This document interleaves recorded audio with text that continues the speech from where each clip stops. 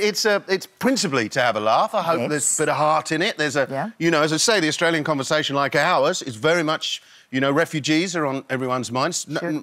Refugee Day today. I'm the son of a refugee, so something I think about a lot. So there's a story about that going through it, alongside that wonderful romance between Rebecca Breeds, that some of your viewers might know her from Home and Away years ago. And, of course, Rob Sheehan, wonderful Irish actor who was in The Misfits and all sorts of different things.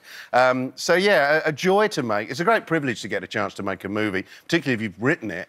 I always think it's funny that some directors have a bit of a reputation for being a bit arrogant, because I think you should be the most humble person on the set, because 100 people are all there trying to enable your vision. They're lending their artistry, their energy, their passion to enable what you're trying to make. It's an incredible privilege, and I never see it as anything other than that. Well, I remember, I think the last time, it's ridiculous, the last time we talked, I can't believe it was 17 years ago, the last movie was Maybe Baby. And again, that was kind of based on your experience, because, you know, you had to go through IVF to get your kids and all of that, and you write from what you know. Which is why it's authentic, because it's what you know. Certainly, those two stories are very personal. I think everything, you know, people say, what's your influence? I say everything I've ever done and everything I've ever seen and everyone I've ever met. That's the influence of any artist, I think, of any person, really. You are the summation of your experiences, and you apply your own kind of moral compass to those experiences as you go through your life. And certainly, Maybe Baby, it's so funny. I mean, we've talked since then. I've had a few TV shows since then, but it was my last feature film with Hugh Laurie and Jolie Richardson. And it's funny because the twins, our kids were born premature while I was shooting that, and now they've just gone to uni. Our nest is end. So an entire lifetime has passed between my movies. Extraordinary, that, isn't it? Don't wait so long for the next one, that's for sure.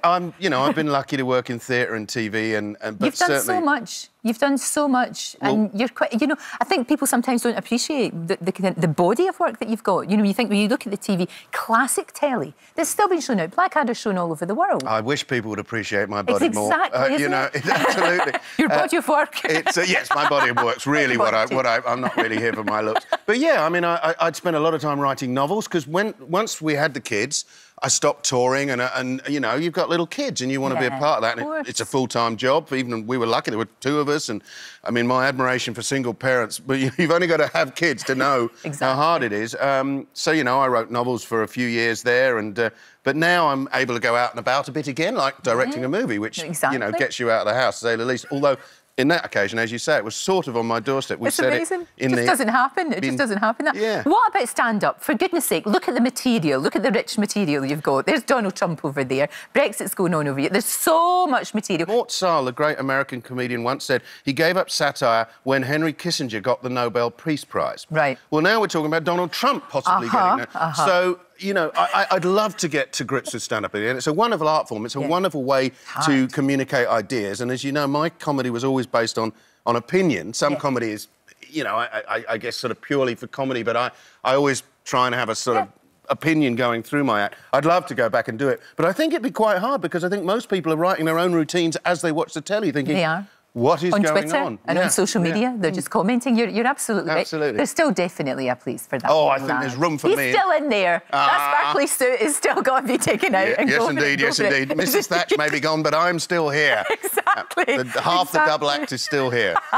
So, look, 3 summers, we'll see it. And obviously, it's going to be in Edinburgh next week, and then we can all go see it. I hope so. We'll see how it fares. It's a little movie. Indie movies are always hard, but if we have a good result in the wonderful city of Edinburgh, great festival there, film festival. It's a perfect summer film. I mean, it's a perfect for its time. Well, spot on. Very kind of you to say so. Thank you, Ben. It's lovely to see you. Lovely to be back. Really lovely to be back. And congratulations on moving to Television Centre. It's very grown up. Oh, it's the home of dreams, this place. It is.